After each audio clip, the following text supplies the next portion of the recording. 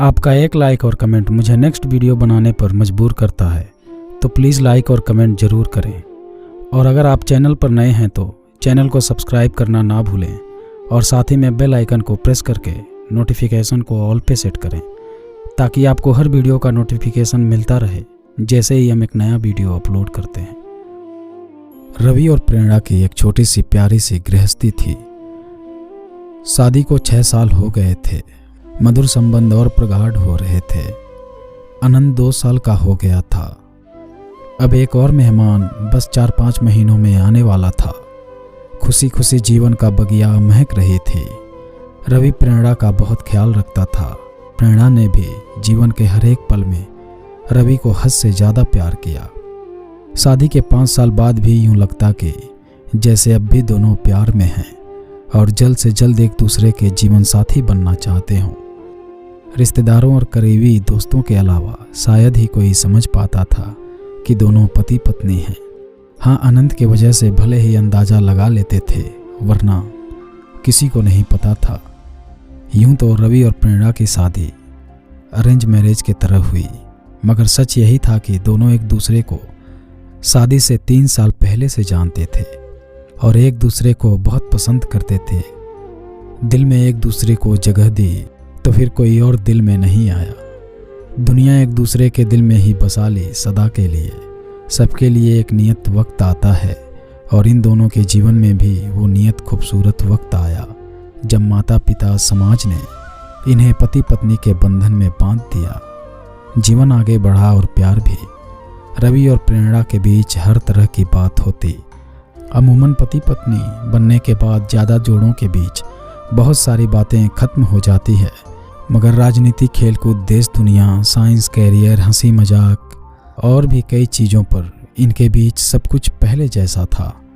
हंसी मजाक, ठिठौली, वाद विवाद, एक दूसरे की टांग खिंचाई, एक दूसरे को खास बातों पे सलाह देना, साथ घूमना फिरना, एक ही प्लेट में खाना, एक दूसरे का इंतज़ार करना, सब कुछ बहुत प्यारा था रवि और प्रेरणा के बीच।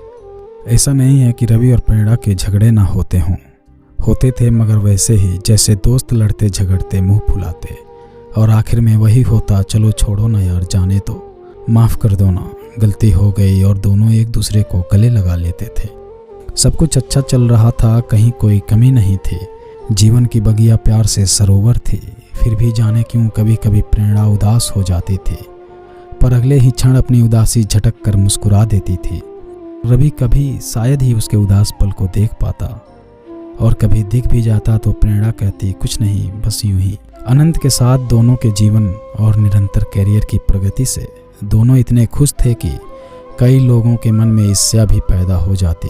हालांकि रवि और प्रेरणा के बीच भी कई सारे अंतर थे, जो किसी भी युगल में होना स्वाभाविक है, क्योंकि 2 अलग अलग परिवार, परिवेश और अलग शहर के लोग एक हो भी नहीं सकते। परंतु दोनों एक दूसरे के साथ बड़ी सहजता से हर तरह का तालमेल बिठा लेते थे। प्रेम चीज़ ही ऐसी है जो खुद का त्याग कर दूसरे को खुश रखने की कला सिखा ही देती है। मगर इन सब बातों के बीच एक ऐसी बात थी, एक ऐसी आदत थी रवि की, जो प्रेरणा कभी भी दिल से एक्सेप्ट नहीं कर सकी। हालांकि उसने बहुत कोशिश की। उसने कई बार रवि से कहा भी, बहुत मिन्नत भी की कि प्लीज़ इस आदत को छोड़ दो। ये हमारी प्यारी गृहस्थी, हमारे रिश्ते, हमारे अगाध प्यार के बीच एक दाग है। कहते कहते तो अब 6 साल बीतने को थे। रवि ने जाने उस आदत को खुद त्यागना ना चाहा या उससे हुआ नहीं, ये पता नहीं, जबकि कहते हैं कि दुनिया में ज़िंदगी और मौत के अलावा बाकी सब कुछ संभव है। खैर, वक्त बीतता रहा। प्रेरणा ने अपने मन को ही समझा लिया। उसको याद आता कि सभी बड़े बुजुर्ग और बुद्धिजीवी लोगों का कहना है कि इस संसार में ऐसा कोई नहीं जिसको जीवन की संपूर्ण खुशियाँ मिल जाए। महान गायिका लता जी के गीत सुन मन को बहला लेती। हर किसी को मुकम्मल जहाँ नहीं मिलती, कभी जमी तो कभी आसमां नहीं मिलते। वो सोचती, कोई बात नहीं, दुनिया में तो लोगों को ना जाने कितने गम हैं। मैं तो संसार की खुशकिस्मत लड़की हूँ जो रवि जैसा जीवन साथी है मेरा। यही सोच मन में उठती एक हल्की सी कसक को खुद अपने ही विचारों से रगड़ कर मिटा देती। मधुर पल और मधुर हो गए थे। नन्हे मेहमान के आगमन में बस 2 महीने की देरी थी। रवि जल्दी घर आता प्रेरणा को बहुत बहुत प्यार करता। अनंत भी खुश था क्योंकि उसको बताया गया कि मम्मी तुम्हारे लिए जल्द ही एक बहुत ही सुंदर गुड्डा या गुड़िया लेने जाएंगी जो तुम्हारे साथ खेलेगा भी, दौड़ेगा भी और बातें भी करेगा। अनंत को गोद में लिए रवि प्रेरणा के साथ बैठकर घंटों दुनिया जहान की बातें करता। प्रेरणा हर वक्त खुश थी पर कभी कभी अनायास पूछ बैठती, रवि तुम सच में अपनी आदत नहीं छोड़ सकते? रवि उसका हाथ थामकर फिर वही बात दोहरा देता जो पिछले 6 साल से कह रहा था, बस 2-4 दिन दे दो मुझे, सच कहता हूँ इस बार पक्का तुम्हें शिकायत का मौका नहीं दूंगा। प्रेरणा कसक भरी मुस्कान के साथ सर हिला देती और बोलती, ठीक है इस बार प्लीज छोड़ देना। रवि प्यार से प्रेरणा के माथे को चूम लेता, कभी गालों पर थपकी देकर कहता, इस बार पक्का, प्रॉमिस। फिर बात खत्म हो जाती। एक शाम अचानक प्रेरणा का दिल बहुत किया कि आज आइसक्रीम खाने चलते हैं। वैसे भी 2-3 महीने से कहीं बाहर नहीं निकली थी। रवि बोला मैं घर पर ही ले आता हूँ। फिर प्रेरणा नहीं मानी, तीनों तैयार होकर आइसक्रीम पार्लर चले गए। आइसक्रीम खाते हुए बहुत खुश थे तीनों। होनी कुछ और लिखी गई थी जिसका समय नज़दीक था। तीनों घर वापस आए। अनंत तो खेल कूद कर निढाल होकर राते ही सो गया था। प्रेरणा के दिल में आज फिर एक सोई हुई ख्वाहिश जगी। उसने रवि का हाथ पकड़कर अपनी ओर प्यार से खींचते हुए बोली, रवि सुनो ना एक बात, इधर आओ तो जरा। पर रवि ने पुरानी आदत के अनुसार हाथ छुड़ाते हुए कहा, रुको प्रेरणा, बस 5 मिनट, मैं अभी आया, बस अभी तुम्हारे पास ही आकर बैठता हूँ। कहकर रवि बालकनी में चला गया और सिगरेट पीने लगा। अचानक ही प्रेरणा की तेज चीख सुनकर रवि दौड़ा। प्रेरणा वॉशरूम में लहूलुहान पड़ी थी। अब बस उसकी आंखें कुछ कह रही थी पर उसके मुंह से कोई आवाज नहीं निकल रही थी। रवि के प्राण ही सूख चले। उसने घड़ी भर बिना देर किए एम्बुलेंस बुलाया और प्रेरणा को कुछ ही पल में हॉस्पिटल पहुंचाया गया। तत्काल इलाज शुरू हुआ। रवि तब तक अपने माता पिता और प्रेरणा के घर वालों को भी खबर कर चुका था। सभी आ गए। सभी प्रेरणा के लिए चिंतित और दुखी थे। उधर अनंत घर पर अकेला था। सिर्फ नौकरों के भरोसे छोटा बच्चा नहीं रह सकता था, इसलिए रवि की मां को घर जाना पड़ा। इधर डॉक्टर्स प्रेरणा के कंडीशन को अब भी खतरे में बता रहे थे। बच्चा पेट में ही खत्म हो गया था। डॉक्टर ने ऑपरेशन कर दिया था और अब प्रेरणा को बचाने की कोशिश में जुटे थे। थोड़ी देर में अनंत को लेकर मां फिर से हॉस्पिटल आई। मां ने रवि के हाथ में एक पेपर देते हुए कहा, ये तकिए के नीचे रखा था, शायद अनंत के हाथ में खेलते हुए आ गया। कोई ज़रूरी चीज़ हो शायद, ये सोच मैं लेते आई। माँ पढ़ना नहीं जानती थी, सो रवि पढ़ने लगा। उसने पहचान लिया ये प्रेरणा की लिखावट थी और जगह जगह स्याही ऐसे बिखरे हुए थे कि लग रहा था उसने रोते रोते ही ये सब लिखा है। अरे ये तो अभी शाम को ही लिखी है। क्योंकि प्रेरणा की आदत सभी जानते थे, वो कुछ भी लिखती है तो उस पर अपने साइन करके नीचे तारीख और समय भी लिखती थी। मतलब कि जब रवि थोड़ी देर के लिए सिगरेट पीने बालकनी में गया था तभी प्रेरणा ने इस खत को लिखा था।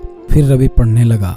उसमें लिखा था, पता है रवि, जब प्यार में हम दोनों सरोवर हुए थे पहली बार, जब हम पहली बार अपने अपने दिल की बात एक दूसरे से कहने को मिले थे, जो शायद हमारे प्यार की पहली शाम थी। उस दिन हमने समुंदर किनारे बने उस कॉफ़ी होम में समंदर की लहरों को साक्षी करके एक दूसरे से पूछा था कि हम एक दूसरे को ऐसा क्या दे सकते हैं जो सच में बहुत नायाब हो। मैंने कहा, पहले आप कहो रवि। याद है रवि आपने क्या कहा था? आपको तो शायद याद नहीं होगा, लेकिन मैं एक पल भी नहीं भूली उस बात को। आप ही ने कहा था रवि कि मैं तुम्हारे सांसों से अपनी सांसों को जोड़ना चाहता हूँ। बोलो दोगी मुझे ये तोहफा? मैंने आपकी आंखों में प्यार की सच्चाई देखी थी। उसे एक पल में मैंने आपके साथ अपना पूरा जीवन देख लिया था। ऐसे तोहफे आप मांगेंगे ये कल्पना तो नहीं की थी, लेकिन आपकी इस ख्वाहिश ने ही मुझे भी ये ख्वाहिश दे दी कि मैं आपकी ये इच्छा ज़रूर पूरी कर दूं। दिल में तो आया कि अभी ही पूरी कर दूं, पर मैं शादी के बाद आपकी ये इच्छा ज़रूर पूरी करूंगी, मैंने सोच लिया था। लेकिन साथ ही ये भी था कि मुझे आपकी सिगरेट बर्दाश्त नहीं थी। मैंने अपने घर परिवारों में कभी ये सब नहीं देखा, नहीं सहा। मुझे इसके धुएं से, इसकी अजीब सी स्मेल से हद से ज़्यादा नफरत थी। मेरा दम घुटने को हो जाता है इससे। लेकिन फिर भी मैंने नज़रें नीचे करके कहा कि सही वक्त आने पर आपको ये तोहफा ज़रूर दूंगी। आपकी आंखें खुशी से चमक उठी थी। मुझे बहुत अच्छा लगा था रवि। फिर आपने मुझसे पूछा कि तुम्हें मुझसे क्या चाहिए, याद है रवि? मैंने एक ही चीज़ मांगी थी, रवि आप ये सिगरेट पीना छोड़ दो, इसके अलावा मुझे सारी ज़िंदगी कुछ और नहीं चाहिए। आपने कहा था बस एक सप्ताह बाद तुम मुझे सिगरेट पीते नहीं देखोगी। मैं कितनी खुश हुई थी, आप इसका अंदाज़ा नहीं लगा सकते थे। लेकिन आपने पलटकर ये नहीं पूछा कि मुझे ये तोहफा नायाब क्यों लगा। मैंने बताया भी नहीं। जानते हो रवि क्यों? यही मांगा था मैंने, ताकि मैं आपकी ख्वाहिश पूरी कर सकूं। हाँ रवि, आपकी सांसों से अपनी सांसों को जोड़ने की ख्वाहिश मेरे मन में भी जग चुकी थी, पर आपकी सिगरेट ने मुझे ये भी करने ना दिया। मुझे आपसे बहुत प्यार मिला है रवि, बहुत सम्मान मिला है। सच है कि आपको जीवन साथी पाकर मैं इस जहान में खुद को सबसे ज़्यादा खुशनसीब पाती हूँ। हमारे प्यार के अनगिनत पल हैं रवि। हमारे एक दूसरे से नज़दीकियाँ तो शरीर और आत्मा की तरह है, पर बेहद अजीब है ना, कितने करीब होकर भी वो पल नहीं आ पाया कि मेरा वादा और मेरी एक छोटी सी ख्वाहिश पूरी हो सके। शादी के बाद इन 6 सालों में आपने मेरे लिए बहुत कुछ किया, पर अफसोस मेरी एक छोटी सी ये ख्वाहिश आज भी अधूरी है। कितनी बार मैंने चाहा, मगर हर बार जब भी आपकी सांसों के हम कदम बनना चाहा, हर बार वही सिगरेट की अजीब सी गंध ने मुझे मुंह फेर लेने पर मजबूर कर दिया। लेकिन आपने कभी समझने की कोशिश नहीं की। क्या कोई यकीन कर सकता है कि पति पत्नी होकर, एक बच्चे के माता पिता होकर भी हम एक दूसरे के होठों के स्पर्श को नहीं जानते हैं? लोग हंसेंगे कि ये क्या बकवास है। भला ये 6 साल के दाम्पत्य जीवन में ऐसा पल ना आया हो?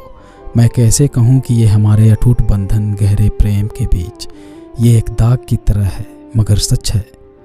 आप नहीं समझेंगे, लेकिन मैं अब समझ गई हूँ। आप मुझे भी शायद छोड़ सकते हो, लेकिन सिगरेट को नहीं, कभी नहीं। मैं फिर आज इसलिए लिख रही हूँ क्योंकि आज हद से ज़्यादा दिल मचल गया था और लगा था कि आपने आज तो बहुत देर से सिगरेट नहीं पी है, शायद आज एक बार ही सही मेरी ख्वाहिश पूरी हो जाए। लेकिन आज भी आप हाथ छुड़ाकर सिगरेट उठाकर चल दिए।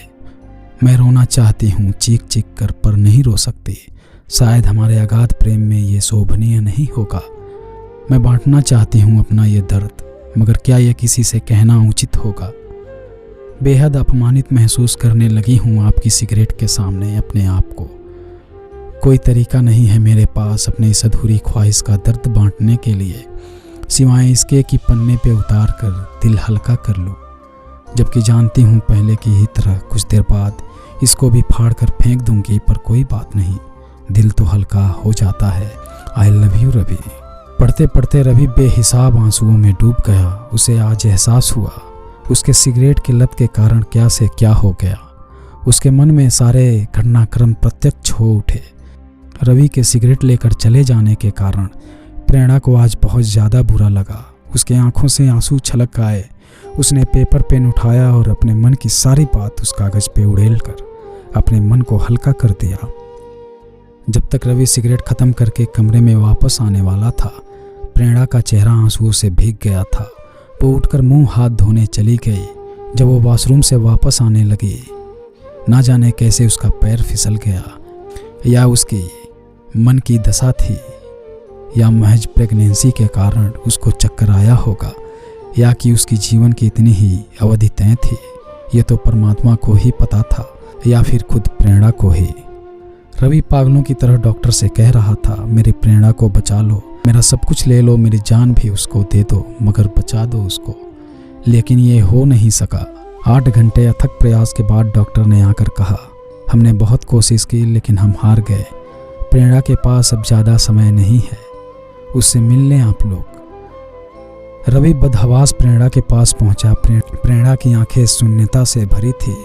रवि ने उसका हाथ थामा और पागलों की तरह कहने लगा, प्रेरणा मुझे छोड़कर मत जाओ, मत जाओ प्रेरणा, मैं तुम्हारी हर बात मान लूँगा आज से, अभी से, अब नहीं टालूँगा, 1 सेकंड भी नहीं, बस मत जाओ, मत जाओ मुझे छोड़कर। प्रेरणा की आंखें रवि के चेहरे पर टिक गई। वो बहुत मुश्किल से जरा सा मुस्कुराई और अपने होठों पे एक मासूम सी ख्वाहिश सजाए हमेशा के लिए खामोश हो गई।